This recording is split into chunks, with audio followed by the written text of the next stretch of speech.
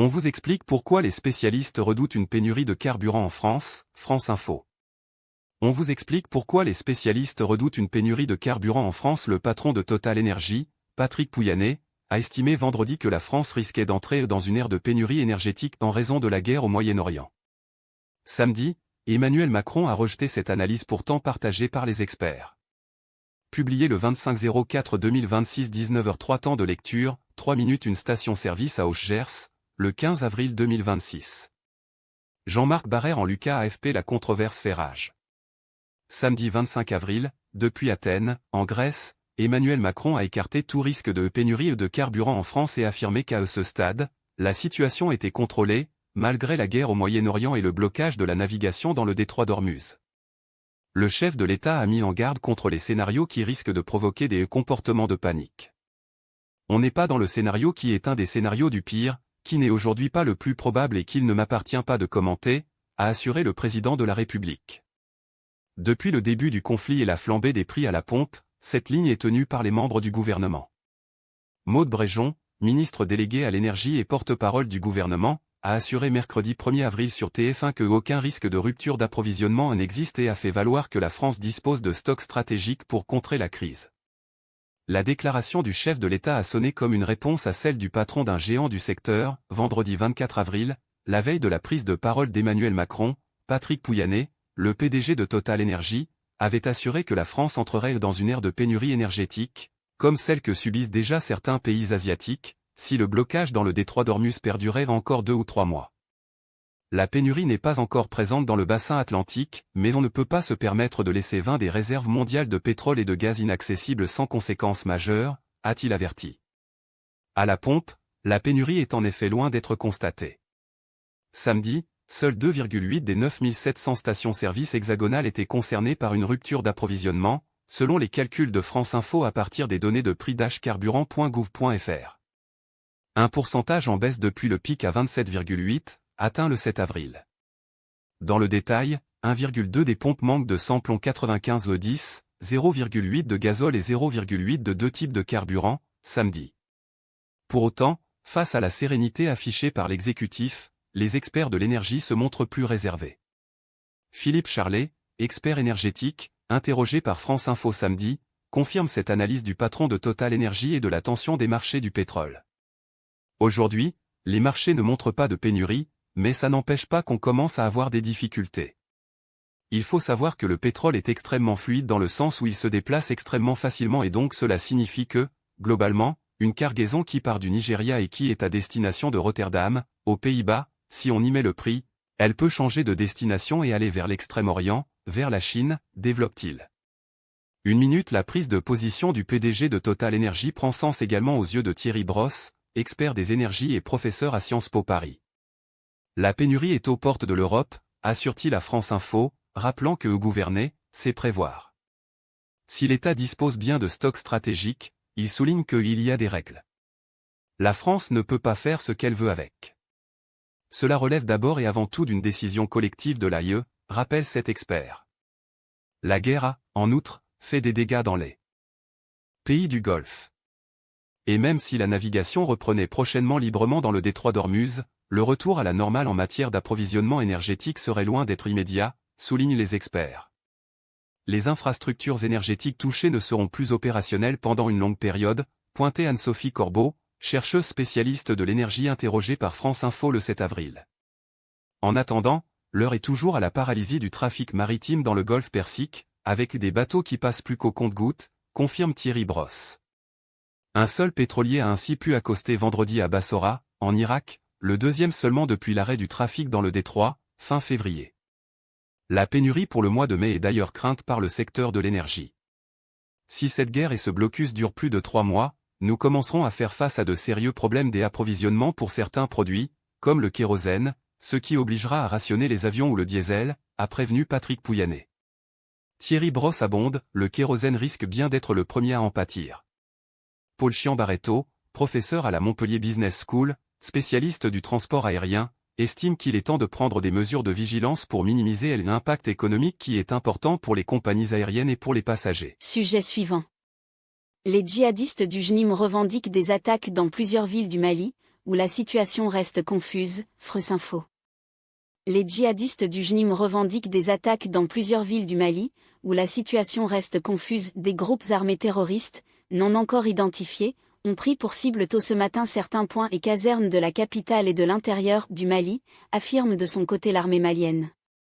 Publié le 25/04/2026 14h05 mis à jour le 25/04/2026 20h27 temps de lecture, 2 minutes 1 rue de Bamako, la capitale du Mali, le 28 octobre 2025. Wang Y Xinhua AFP. Les djihadistes du groupe de soutien à l'islam et aux musulmans JNIM, affiliés à Al-Qaïda, ont revendiqué une série d'attaques coordonnées avec la rébellion Touareg, samedi 25 avril au Mali. Ils disent avoir ciblé des positions stratégiques de la junte au pouvoir, en périphérie de Bamako et dans plusieurs villes importantes du pays. Et citent notamment le siège du président malien Assimi Goïta, le siège du ministre malien de la Défense Sadio Camara, l'aéroport international de Bamako, la capitale, et les sites militaires dans la ville de Kati voisine. Le JNIM affirme également avoir pris la ville clé de Kidal, après une opération réussie menée contre l'armée malienne et les mercenaires du corps russe avec la participation de nos partenaires du FLA, Front de libération de l'Azawad, la rébellion Touareg malienne.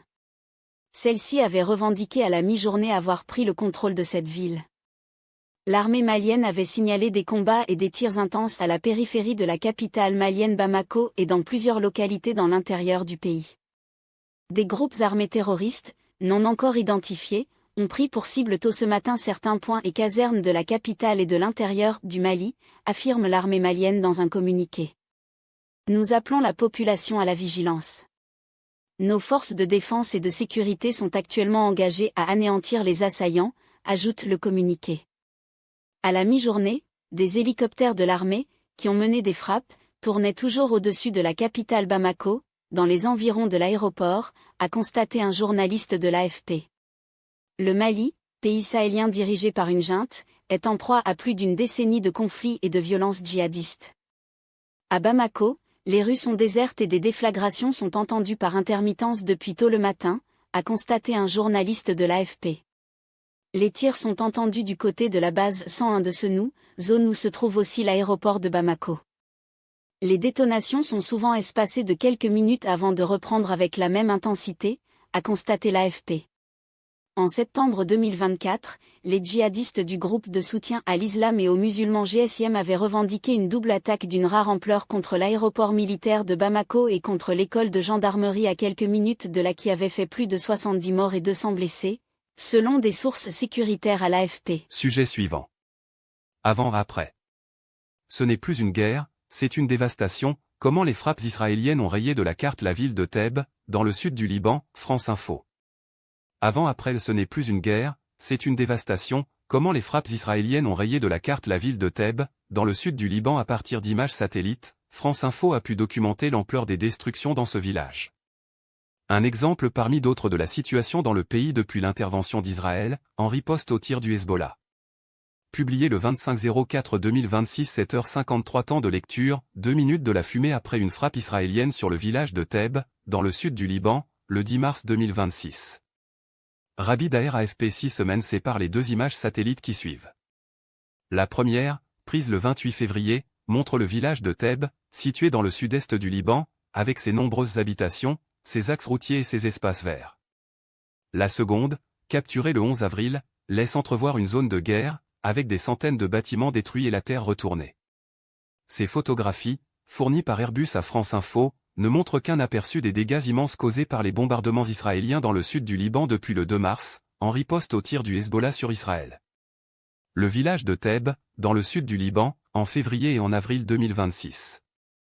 Airbus DS, 2026 en moins de 2 mois, nous avons recensé 17 756 logements détruits, et 32 668 endommagés au Liban, a déclaré à l'AFP le secrétaire général du Conseil national de la recherche scientifique, Shadi Abdallah, mercredi 22 avril. Une stratégie militaire assumée par Israël. Fin mars, le ministre de la Défense de l'État hébreu, Israël Katz, affirmait que toutes les maisons des villages libanais adjacents à la frontière seront démolies, avec pour objectif d'éliminer une fois pour toutes les menaces pesant sur le nord d'Israël. Entre le 2 mars et l'entrée en vigueur d'une trêve le 17 avril, l'armée israélienne a ainsi mené des frappes massives sur le Liban, faisant 2554 morts et près d'1 million de déplacés, selon le dernier bilan des autorités libanaises. L'armée israélienne a également établi une ligne jaune de séparation dans le sud, comme dans la bande de Gaza, disant vouloir protéger la population du nord d'Israël. Pour certains analystes, ces destructions marquent une logique plus large que la seule réponse militaire. Dans le sud du Liban, au sud du Litanie, on voit bien que c'est une zone grise, observe Marc Lavergne, géopolitologue et directeur de recherche émérite au CNRS. Selon lui, la stratégie israélienne dépasse la simple neutralisation du Hezbollah. Quand on détruit ainsi et qu'on s'attaque à la population civile, ce n'est plus une guerre, c'est une dévastation pour pousser à un exode définitif, analyse-t-il. On ne détruit pas les maisons des gens en pensant qu'ils vont revenir 15 jours après. C'est vraiment pour couper les racines. Marc Lavergne, géopolitologue à France Info pour le chercheur, cette dynamique pourrait traduire une volonté d'inscrire ces transformations dans la durée. Les gens qui sont chassés aujourd'hui ne sont pas chassés momentanément, affirme-t-il. Détruire leur village, c'est marquer le fait que cette zone ne leur appartient plus. De son côté, Israël justifie ses opérations par la nécessité de sécuriser sa frontière face au Hezbollah. L'armée israélienne assure qu'elle vise des infrastructures liées au mouvement armé, accusé d'utiliser des zones civiles à des fins militaires. Des accusations régulièrement rejetées par les autorités libanaises. L'armée israélienne affirme qu'elle agit dans le respect du droit des conflits armés et assure ne procéder à des destructions qu'en cas de nécessité militaire. Une lecture contestée par Marc Lavergne. Le Hezbollah a bon dos. En Israël, beaucoup de personnes pensent que les frontières de l'État ne sont pas des frontières définitives, estime le chercheur. L'ampleur des destructions, dans le village de Thèbes et dans de nombreuses autres localités de la région, est particulièrement pointée du doigt. Pour Marc Lavergne, ce sont des crimes de guerre de détruire des villages, des actes susceptibles d'être condamnés et punis par le droit international. Sujet suivant. Vidéo. Adèle Haenel s'estime chanceuse d'avoir eu droit à la justice après la condamnation en appel de son agresseur Christophe Rugia, France Info. Publié le 25/04/2026 19h06 mis à jour le 25/04/2026 19h 8 ans de lecture, 1 minute, vidéo. 1 minute. La comédienne s'est exprimée pour la première fois depuis la fin de ce parcours judiciaire, dans l'émission C'est à vous sur France 5. Je me sens chanceuse d'avoir eu droit à la justice. Adèle Haenel a pris la parole en public pour la première fois, samedi 25 avril, depuis la condamnation en appel de son agresseur, Christophe Rugia, à 5 ans de prison, dont 2 ans ferme. La comédienne a estimé, dans l'émission C'est à vous, sur France 5, que son cas ne reflétait pas la majorité des affaires d'agression sexuelle. Dans de très nombreux cas, les personnes n'ont pas l'occasion de voir leur affaire traitée en justice, a-t-elle déclaré, avant d'ajouter qu'il y a énormément de choses qui se mettent sur le chemin avant de pouvoir aller jusqu'au procès. Se sentir chanceuse d'avoir eu droit à la justice ne témoigne-t-il pas d'une profonde injustice? Comment se fait-il que ce soit réservé à certains? Adèle Haenel, comédienne dans l'émission C'est à vous, sur France 5. L'annonce de la condamnation de Christophe Rugia a été un soulagement pour Adèle Haenel, victime entre ses 12 et 14 ans d'agression sexuelle de la part du réalisateur. C'est la fin d'un parcours judiciaire qui a été long et éprouvant, dit-elle. L'actrice voit cette condamnation comme un chapitre qui se ferme et se ravit d'avoir les termes posés par la justice. Elle décrit son parcours judiciaire comme un travail, c'est beaucoup de temps passé à examiner le dossier, à préparer les auditions. Son avocate, Anouk Michelin, rappelle que les deux femmes ont passé 6 années ensemble. Adèle Haenel, 37 ans, veut désormais consacrer son temps à un message plus politique. Ce parcours pour la justice ne se mène pas uniquement dans le cadre judiciaire, mais aussi dans la société, explique-t-elle. Elle ne se voit pas refaire du cinéma. Ce n'est pas un médium que je critique, c'est une industrie, explique-t-elle, préférant se consacrer davantage au théâtre. Sujet suivant. 6 Nations 2026, bousculées, les Françaises s'imposent face à l'Irlande et restent en course pour la victoire finale, France Info. 6 Nations 2026, bousculées, les Françaises s'imposent face à l'Irlande et restent en course pour la victoire finale grâce notamment à une Ambre Moyante de gala. L'équipe de France est toujours en course pour le Grand Chelem après sa victoire face à l'Irlande 26-7, samedi. Publié le 25/04/2026 23h01 mis à jour le 25/04/2026 23h30 temps de lecture, 2 minutes. Carla Arbé lors de la victoire française face à l'Irlande, le 25 avril 2026. Thierry Larrey Max PPP elles étaient venues pour en découdre. et les Irlandaises n'ont pas ménagé l'équipe de France, qui a sans doute livré son match le plus plein depuis le début du tournoi, en s'imposant au bout de l'effort 26-7. Dos à dos à la pause 7-7, avec 3 essais refusés pour Awaf Wafer et ses coéquipières, les Bleus ont dû puiser dans leurs réserves pour dompter l'Irlande. Mais l'ambiance du Marcel Michelin de Clermont-Ferrand, à guichet fermé, et les coups de boutoir répétés d'Ambre Moyambe et de la première ligne française ont fini par payer. Elles ont un sentiment de revanche, parce qu'elles ont l'impression d'avoir été volées en quart de finale de la Coupe du Monde, avait prévenu avant la rencontre François Ratier. Les Irlandais, ce sont des gens extrêmement passionnés, qui ne lâchent rien, ce n'est pas une légende. Et on sait que ce supplément-là, elles l'auront samedi soir. Le nouveau sélectionneur des Bleus ne s'était pas trompé. Percutante dès l'entame de match, les Irlandaises ont mis à mal la défense tricolore, sous pression et très indisciplinée, 9 pénalités et un carton jaune pour Pauline Barra dès la 3e. L'Irlande s'est même offert le luxe d'ouvrir le score, rappelant aux Bleus leur première mi-temps contre le pays de Galles. Mais Ambre Moyambe, qui a crevé l'écran dans tous les secteurs de jeu, a inscrit son premier essai avec le 15 de France pour sa 22e sélection, avant d'être élue joueuse du match avec 25 plaquages. Un chiffre qui souligne que si les Françaises ont gagné aujourd'hui, elles le doivent, comme lors de leurs 2 dernières rencontres, à leur activité défensive XXL avec 240 plaquages contre 169 pour les Irlandaises. C'est extraordinaire, le public nous a donné ce supplément d'âme, a explosé de joie, des larmes dans la voix, Mathilde Lazarco, la talonneuse clermontoise, au micro de France Télévisions. On savait que ce ne serait pas un match facile mais ils nous ont donné du cœur.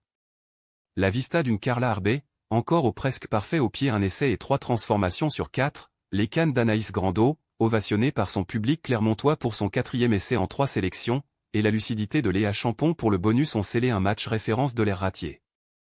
Les Bleus restent en course pour le Grand Chelem et la victoire dans cette édition 2026 après 3 rencontres.